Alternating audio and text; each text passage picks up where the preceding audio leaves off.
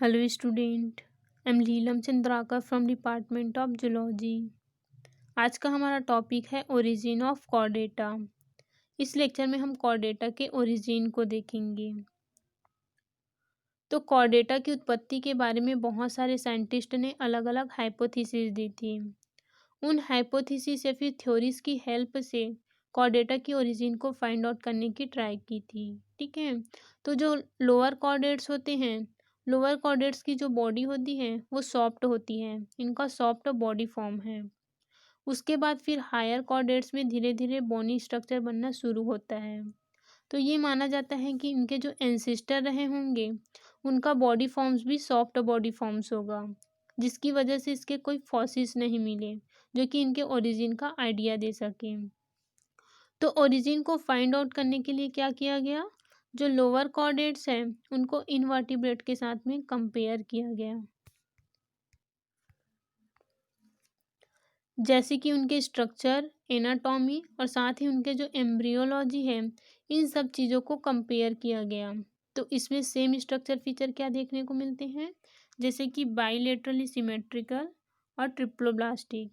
तो इन बेसिस को ध्यान में रखकर उनके कॉमन एंसेस्ट्री को फाइंड आउट करने की कोशिश की। ठीक है, तो इसमें अलग अलग साइंटिस्ट ने अलग अलग थ्योरी दी थी। तो इसमें से फर्स्ट थ्योरी थी एकाइनोडर्म एंसेस्ट्री, सेकंड थी हेमिकॉर्डेट एंसेस्ट्री, थर्ड है यूरोकॉर्डेट एंसेस्ट्री, फोर्थ है सिफेलोकॉर्डेट एंसेस्ट्री और फिफ्थ है बैरिंगस्टन हाइपोथेसिस। ठीक है, तो इनमें से ऊपर की जो चार हाइपोथेसिस है ये अनएक्सेप्टेड है, लेकिन जो पांचवी हाइपोथेसिस है जो कि बैरिंगटन नाम के साइंटिस्ट ने दी थी, उन्होंने क्या किया था, उन्होंने ओरिजिन ऑफ कॉर्डेट पर जितना भी वर्क हुआ था और आगे के जितने भी थ्योरी थी उनको कंबाइन करके एक कॉमन थ्योरी दी। ठीक है, जिसे बैरिंगस्टन हाइपोथेसिस या फिर बैरिंगस्टन थ्योरी बोलते हैं। ठीक है, तो इन पांच थ्योरी को हम वन बाय वन देखेंगे। तो इसमें फर्स्ट थ्योरी है एकाइनोडर्म थ्योरी। तो on the basis of anatomical, embryological, palaeontological मतलब जो फॉसिल्स की स्टडी हो, फॉसिल्स की जो स्टडी होती है उसे पैलियंटोलॉजिकल कहा जाता है। ठीक है, बायोकेमिकल एंड सेरोलॉजिकल, सेरोलॉजिकल मतलब जो एनिमल के बॉडी फ्लूइड होता है उनके ऊपर जो स्टडी होती है उसे सेरोलॉजिकल बोलते हैं। तो इन सारी बेसिस को ध्यान में लेकर के बहुत सारे साइंटिस्ट ने वर्क किया था और उन्होंने एकाइनोडर्म जो है उनको कॉर्डेटा के ओरिजिन बताने की थ्योरी रखी थी। तो सबसे पहले जोनल मूलर एंड बैटसन नाम के साइंटिस्ट ने एकाइनोडर्म के लार्वा, जिसे हम बाइपिनेरिया लार्वा बोलते हैं, ठीक है, और साथ ही फाइलम हेमिकॉर्डेटा के जो एनिमल्स हैं जिसे बेलेनोग्लोसिस कहते हैं, बेलेनोग्लोसिस के लार्वा को टोर्नेरिया लार्वा बोलते हैं। ठीक है, उन्होंने क्या किया, तो उन्होंने ये दोनों लार्वा लिए और उनके स्ट्रक्चर को कंपेयर किया।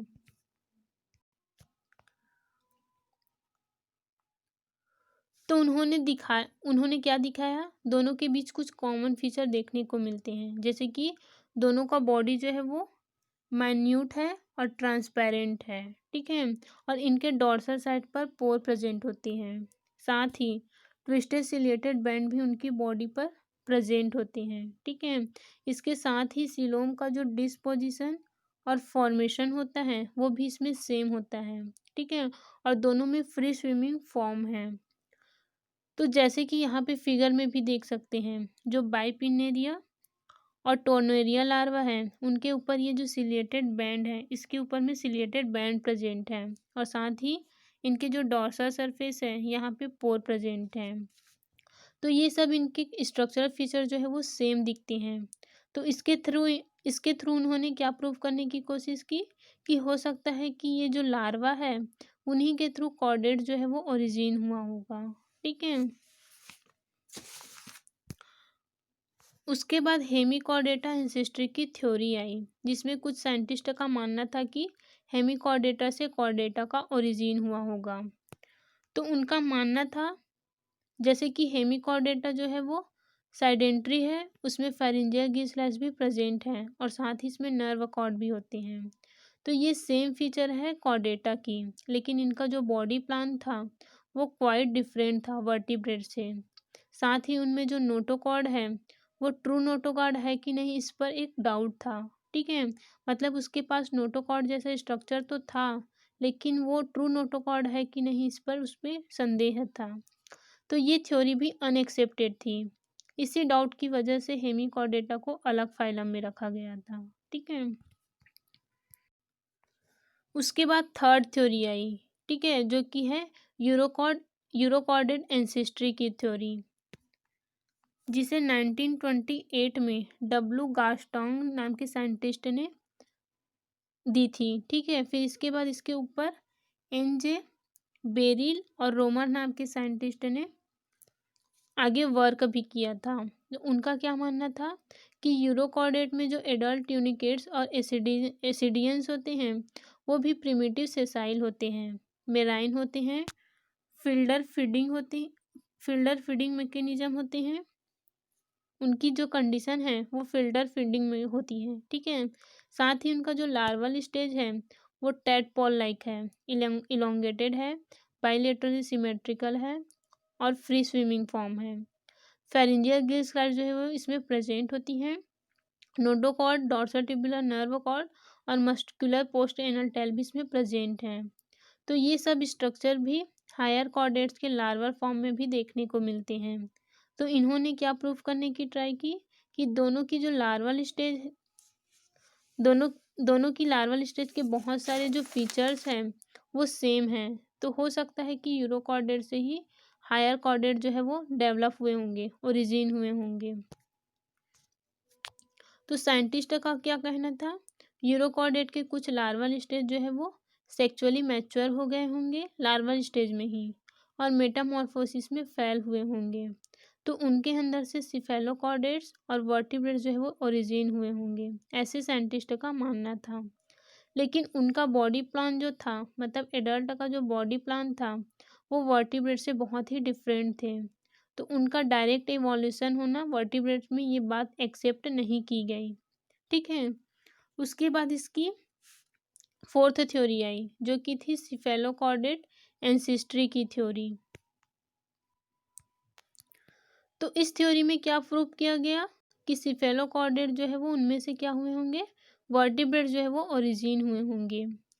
ये थ्योरी जो है वो थोड़ी कन्विंसिंग थी। क्यों कन्विंसिंग थी, जैसे कि सिफेलोकॉर्डेट का लिविंग जो एग्जांपल है वो एक ही है, वो है एम्फिऑक्सेस। तो उनमें जो बेसिक फीचर होनी चाहिए थी, जैसे कि notochord, dorsal tubular nerve cord और फेरिंजियल गिल स्लाइड्स, तो ये सारे फीचर्स इसमें प्रेजेंट हैं।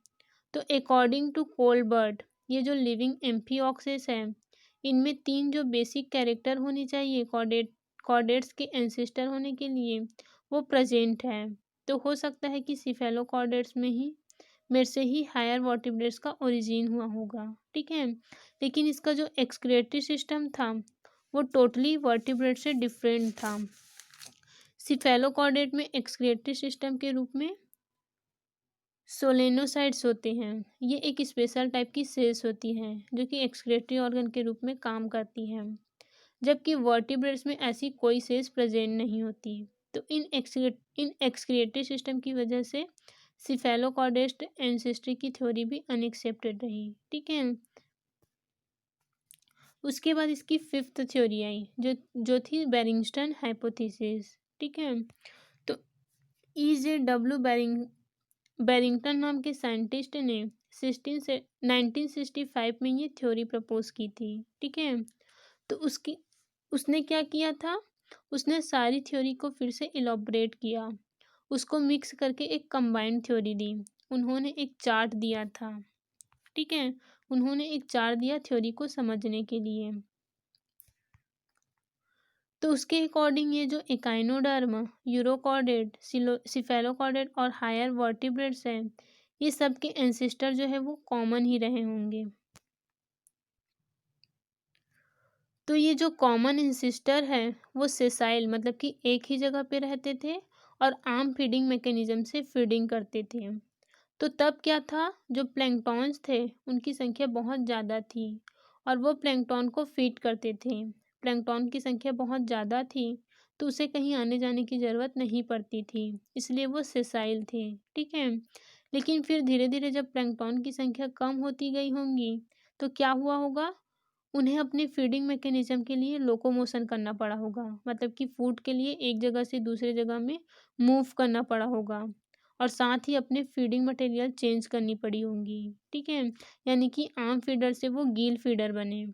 तो इस तरीके से फीडिंग मटेरियल चेंज होने से अलग अलग फाइलम बने, जैसे कि टेरोब्रॉन्थ, एकाइनोडर्म और पोगोनोफोरॉन्स। ठीक है।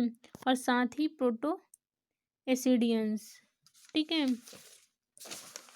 तो प्रोटो एसिडियंस कैसे हैं, तो ये सेसाइल है लेकिन फिर गिल फीडिंग मैकेनिज्म से फीड करते हैं।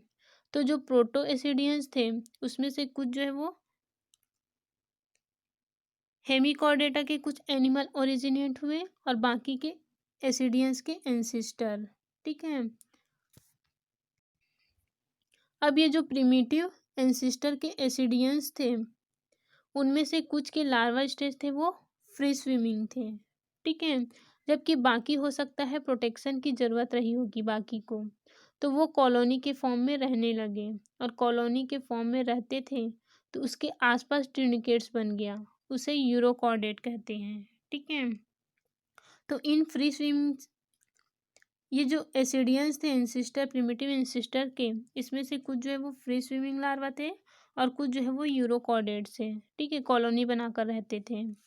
तो अब ये जो फ्री स्विमिंग थे फिर उसमें आगे मेटामॉर्फोसिस से दो पार्ट बने, उनमें से कुछ कैसे थे, तो कुछ जो है वो सिफेलोकॉर्डेट, यानी कि उनमें नोटोकॉर्ड जो है वो प्रेजेंट थे हेड से टेल तक, और बाकी के जो थे उसमें नोटोकॉर्ड जो थी वो रिप्लेस हो गई थी वर्टिब्रल कॉलम में। ठीक है। तो वर्टिब्रल कॉलम से रिप्लेस हो चुकी नोटोकॉर्ड वाली जो एनिमल है वो टोटली डिफरेंट तरीके से ही ओरिजिनेट हो गए थे। तो ये सब यानी कि सिफेलोकॉर्डेट, यूरोकॉर्डेट और वर्टिब्रेट्स, ये सब के एंसिस्टर जो है वो कॉमन हो सकता है। ठीक है।